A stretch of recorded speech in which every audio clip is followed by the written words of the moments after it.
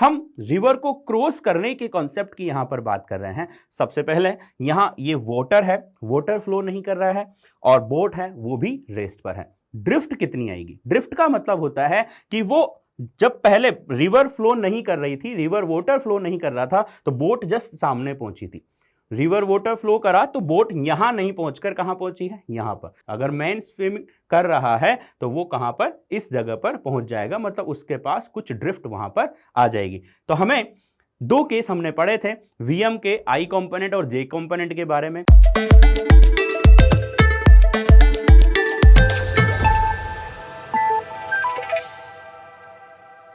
Hello students, आइए आज आपको बोट की सैर करवाते हैं पानी के अंदर। तो यहां पर हम आपको सिखाने वाले हैं river crossing concept. River crossing concept में आपको दिखाई दे रहा होगा कि बोट जो है वो मोशन कर रही है पानी के ऊपर।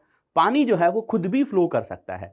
तो एक चलती हुई चीज पर एक चलती हुई चीज को हम स्टडी करने वाले हैं। तो ये जो कॉन्सेप्ट है वो रिलेटिव मोशन के कॉन्सेप्ट से छुप नहीं सकता है। तो आइए बच्चों बात करते हैं रिवर क्रॉसिंग कॉन्सेप्ट की। इसके अंदर हम कुछ बातें यहां पर लेकर चलेंगे। आपको एक बोट दिखाई दे रही होगी और ये है हमारा रिवर वाटर।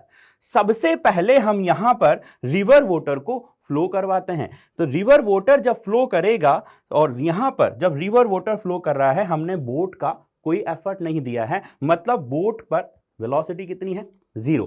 तो बोट का मोशन कैसे होगा? जिस डायरेक्शन में रिवर वाटर फ्लो कर रहा होगा उसी डायरेक्शन में रिवर जो बोट है वो फ्लो कर रही होगी, बोट मोशन कर रही होगी। तो इस केस में हम यहां पर कुछ बातें लेकर चलते हैं। सबसे पहले हम लेते हैं river water flow with velocity VR. Water flow कर रहा है कितनी वेलोसिटी से? वी.आर वेलोसिटी से। ये जो बोट है वो मोशन करती है किसके ऊपर? पानी के ऊपर। तो जब भी हमें रिवर बोट कॉन्सेप्ट जब हम पढ़ रहे हैं, तो जब भी हमें बोट का वेलोसिटी रिप्रेजेंट करना होगा वाटर के ऊपर, वाटर के रिस्पेक्ट में हम जब हम लिखेंगे तो वो आएगा हमारे पास वी.एम.आर। यहां होगा man motor boat can swim और मूव विद वेलोसिटी वी.एम.आर। ये जो वी.एम.आर है वो क्या रिप्रेजेंट कर रहा है? वी.एम.आर रिप्रेजेंट कर रहा है एफर्ट, मैन का एफर्ट, स्विमर का एफर्ट, बोट का एफर्ट किसके ऊपर? पानी के ऊपर। और इसे हम बोल सकते हैं velocity of boat, velocity of man with respect to the still water. हां, पानी रुका हुआ है तब भी हमें वी.एम.आर ही लेना होता है। पानी चल रहा है, फ्लो कर रहा है, तब भी हम वहां पर उसे वी.एम.आर ही लिखेंगे। ऐसा क्यों? क्योंकि यहां इस केस में जो वाटर है वो एज अ फ्रेम वर्क कर रहा है, मतलब हमें बोट का, स्विमर का जब भी वेलोसिटी लिखना होगा पानी के अंदर, तो वहां हम उसे वी.एम.आर से रिप्रेजेंट करेंगे। रिलेटिव मोशन के कॉन्सेप्ट से हम उसको इंडिकेट करना है। हां, ग्राउंड पर खड़ा हुआ पर्सन उसे किस तरह से ऑब्जर्व कर रहा होगा? ग्राउंड पर खड़ा हुआ पर्सन जब उसे देखेगा तो उसे बोट का जो मोशन दिखाई देगा उसे कैसा दिखाई देगा? Vm equals to VMR plus VR, the velocity of man, velocity of boat related to the ground. Ground से देखने पर उसकी जो वेलोसिटी होगी वो होगी Vm, और यहां हम लिखेंगे Vm को वी.एम.आर प्लस वी.आर से। आइए बच्चों हम बात करते हैं मोशन अक्रॉस द रिवर की। हम रिवर को क्रॉस करने के कॉन्सेप्ट की यहां पर बात कर रहे हैं। सबसे पहले यहां ये वाटर है, वाटर फ्लो नहीं कर रहा है, और बोट है वो भी रेस्ट पर है। हम यहां पर जब बोट को कुछ एफर्ट देते हैं, जब बोट जो है वो 10 मीटर पर सेकंड की वेलोसिटी से मोशन कर रही है, तो वो इस बैंक से जस्ट सामने अपोजिट बैंक पर पहुंच जाएगी। ऐसा क्यों हुआ? क्योंकि वाटर फ्लो नहीं कर रहा है। तो जो एफर्ट हमारे पास बोट का होगा वही एफर्ट हम यहां से अगर ग्राउंड से ऑब्जर्व करेंगे तब भी हमें वीएम का जो वैल्यू हम रिप्रेजेंट करेंगे वो उतना ही हमें मिलना चाहिए जितना बोट का एफर्ट है। यहां से हम वीएमआर और वीआर का वैल्यू जब लिखेंगे तो वीएमआर है यहां पर 10 JK और VR है 0। तो ग्राउंड से ऑब्जर्व करने पर हमें VM कैसा मिलेगा? VM equals to 10 JK। तो स्टिल वाटर के केस में भी पानी बह नहीं रहा है, तब भी हमें यहां पर जो Vm मिला है वो किसके बराबर मिला? हमें VMR के बराबर। तो हम पहले VMR मतलब वाटर के रिस्पेक्ट में उसकी वेलोसिटी को रिप्रेजेंट करते हैं, देन फिर हम ग्राउंड फ्रेम की बात करेंगे। हाँ, अब अगले केस में हम यहां पर वोटर का भी हम मोशन ले लेते हैं। मान लेते हैं कि जो रिवर वाटर है वो 10 मीटर पर सेकंड की स्पीड से फ्लो कर रहा है और जो बोट का एफर्ट है वो पहले कितना था 10 मीटर पर सेकंड, अब भी हम इसे 10 मीटर पर सेकंड ही रखते हैं। ध्यान दीजिएगा, रिवर वाटर फ्लो कर रहा है इस डायरेक्शन में, बोट का एफर्ट हम रखते हैं जस्ट सामने, तो बोट कहां जाएगी, बोट का मोशन होगा कुछ इस डायरेक्शन में। ऐसा क्यों? क्योंकि रिवर वाटर इस बोट को अपने फ्लो के साथ कुछ मोशन देगी, तो यहां पर ये जो बोट है वो इस डायरेक्शन में ऐसा कुछ इस तरह से मोशन करती हुई पहुंच जाएगी। हमने इसका एफर्ट कहां दिया था, जस्ट सामने। वीएमआर हमने कहां रखा था, जस्ट सामने रखा था, लेकिन रिवर वाटर फ्लो कर रहा है, इसकी वजह से बोट कहां पहुंच जाएगी, कुछ इस डायरेक्शन में यहां पर पहुंच गई है। तो ये है हमारा वीएमआर और इस डायरेक्शन में है वीआर।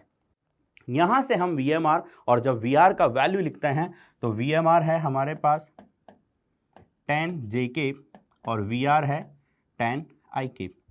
तो जब हम Vm का वैल्यू रिप्रेजेंट करेंगे, Vm वेक्टर हो जाएगा 10 IK प्लस 10 JK। यहां हमें Vm के दो कंपोनेंट दिखाई दे रहे हैं, एक I वाला कंपोनेंट और एक J वाला कंपोनेंट। बच्चों ध्यान दीजिएगा, इस कॉन्सेप्ट में हमसे क्या क्या क्वेश्चंस पूछे जाते हैं और वो क्वेश्चन होते हैं time to cross the river, river को क्रॉस करने में कितना टाइम लगेगा, और दूसरा क्वेश्चन पूछा जाता है ड्रिफ्ट, ड्रिफ्ट कितनी आएगी। ड्रिफ्ट का मतलब होता है कि वो जब पहले रिवर फ्लो नहीं कर रही थी, रिवर वाटर फ्लो नहीं कर रहा था, तो बोट जस्ट सामने पहुंची थी, रिवर वाटर फ्लो करा तो बोट यहां नहीं पहुंचकर कहां पहुंची है, यहां पर, तो वो जितना भटक गई है ना उसे हम बोलते हैं ड्रिफ्ट, और उस ड्रिफ्ट का वैल्यू भी हमसे पूछा जा सकता है। आइए कैलकुलेट करते हैं। आर्बिट्री वैल्यू हम यहां पर ले लेते हैं, हम आर्बिट्री वैल्यू ले लेते हैं, ये जो d है वो हम ले लेते हैं यहां पर 100 मीटर अप्रोक्स। तो आर्बिट्री वैल्यू से हम यहां पर इसका कैलकुलेशन देखेंगे। Time to cross the river, river को क्रॉस करवाने के लिए Vm का कौन सा कंपोनेंट रेस्पॉन्सिबल होगा, J कंपोनेंट रेस्पॉन्सिबल होगा, VMR जो है वो रेस्पॉन्सिबल होगा।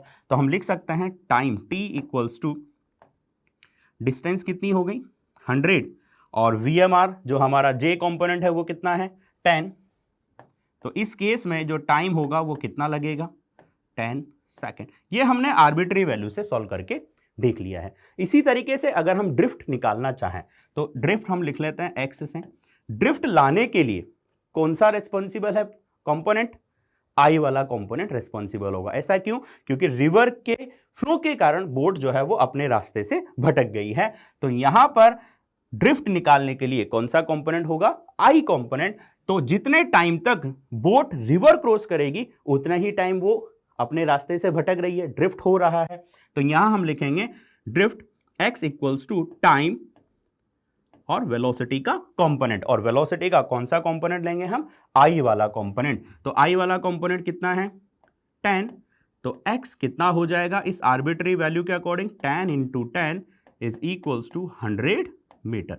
तो ये हमने आर्बिट्री वैल्यू लेकर इस क्वेश्चन की फॉर्मेट को एक्सप्लेन किया है कि किस तरह से क्वेश्चंस पूछे जाते हैं और हमें क्या क्या कंडीशंस देखनी होती है।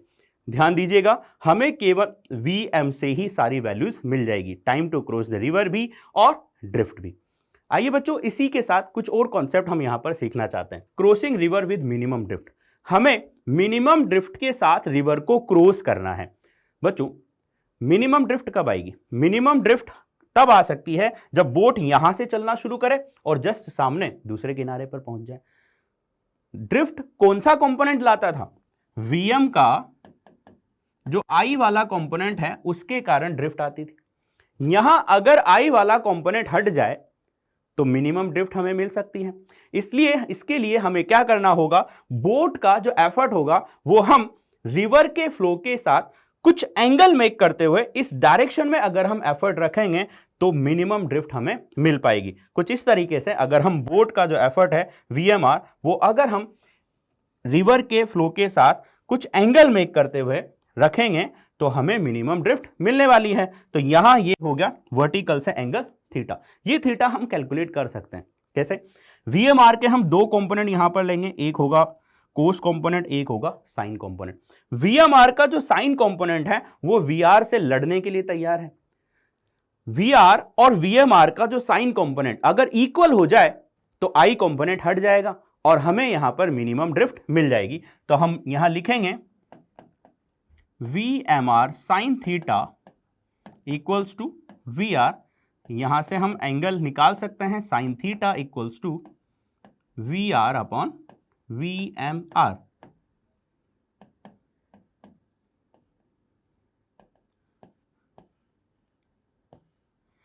अगर हम यहां से sine theta equals to VR upon VMR से थीटा का वैल्यू निकाल लें तो वो एंगल रखकर अगर हम बोट का एफर्ट कुछ लेते हैं इस डायरेक्शन में, एंगल बनाते हुए बोट का इस डायरेक्शन में अगर हम एफर्ट लेते हैं तो हमें मिनिमम ड्रिफ्ट मिलेगी और बोट जो है वो कहां पहुंच जाएगी, जस्ट सामने, मतलब जीरो ड्रिफ्ट यहां पर हमें मिल पाएगी। आइए बच्चों एक और बात हम यहां पर सीखते हैं, river crossing with minimum time.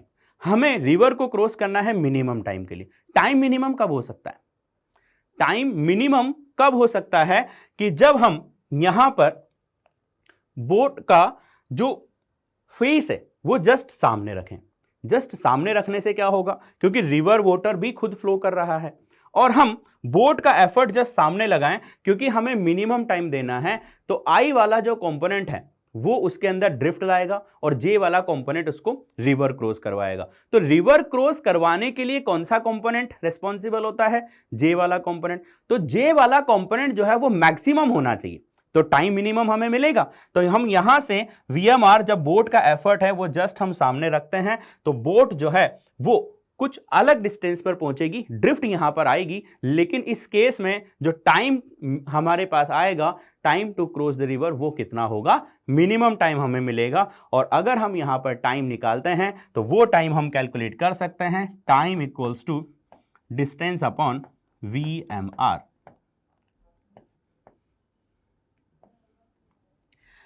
इन दोनों कॉन्सेप्ट को हम एक क्वेश्चन के फॉर्मेट में समझ लेते हैं। हमारे पास क्वेश्चन है, रिवर ऑफ विड्थ 100 मीटर, एक रिवर है जो 100 मीटर विड्थ की है, is flowing with speed 10 metre per second, जो फ्लो कर रही है 10 मीटर पर सेकंड से।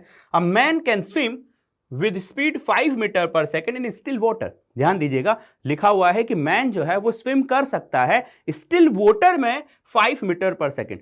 तो हमने पढ़ा था कि स्टिल वाटर बोला जाए या मूविंग वाटर बोला जाए, हर केस में जब भी हम वहां पर मैन का एफर्ट लिखेंगे वो VMR ही होगा। तो ये हमें VMR का वैल्यू दिया गया है। If he want to cross the river in minimum time, अगर वो चाहता है कि मैं रिवर को मिनिमम टाइम में क्रॉस करूं, देन फाइंड, तो हमें फाइंड क्या क्या करना है? Speed of man in ground frame. Ground से देखने पर मैन का क्या स्पीड होगा, मतलब VM पूछा गया है। Time taken to cross the river, river को क्रॉस करने में कितना टाइम लगेगा, और drift along the river flow, और रिवर फ्लो के अलोंग उसका ड्रिफ्ट कितना आ रहा होगा। आइए बच्चों इस सिचुएशन को हम यहां पर देख लेते हैं। VR हमें दिया गया है 10 मीटर पर सेकेंड, रिवर का विड्थ हमें दिया गया है 100 मीटर, और हमें VMR जो दिया गया है स्टिल वाटर में वो है 5 मीटर पर सेकेंड। अगर हम VMR 5 मीटर पर सेकेंड जस्ट सामने फेस रख के इसको मोशन करवाते हैं तो बोट कहां पहुंच जाएगी? जो मैन है, जो स्विम कर रहा होगा मैन, उसको हम बोट के केस में भी समझ सकते हैं, तो वो यहां आ जाएगा। अगर मैन स्विम कर रहा है तो वो कहां पर? इस जगह पर पहुंच जाएगा, मतलब उसके पास कुछ ड्रिफ्ट वहां पर आ जाएगी। तो हमें दो केस हमने पढ़े थे, VM के आई कंपोनेंट और जे कंपोनेंट के बारे में। टाइम अगर हमें निकालना है तो कौन सा कंपोनेंट काम आएगा? जे कंपोनेंट। ड्रिफ्ट हमें निकालनी है तो कौन सा कंपोनेंट काम आएगा? I component. यहां पर हम जब टाइम निकालते हैं तो time equals to distance upon 5, यहां पर ये हो गया वेलोसिटी, क्योंकि ये है जे कंपोनेंट, तो टाइम कितना लगेगा? 20 सेकेंड। और हम VM भी रिप्रेजेंट कर सकते हैं, VM कितना होगा? VMR vector plus VR vector. Now VM vector equals to 10I cap plus 5J cap.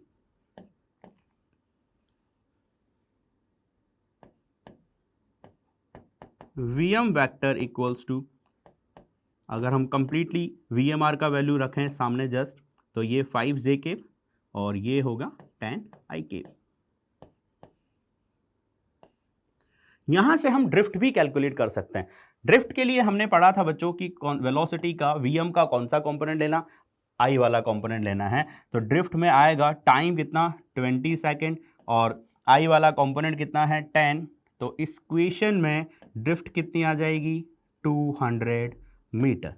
तो बहुत ही आसान है, बस हमें Vm के I कंपोनेंट और J कंपोनेंट को ध्यान में रखना है। स्टिल वाटर और मूविंग वाटर के केस की बात करनी है, VMR, VR और Vm की बातें हमें ध्यान रखनी है। उनसे बहुत ही आसान अप्रोच से हम इन क्वेश्चंस को कर सकते हैं। Thank you.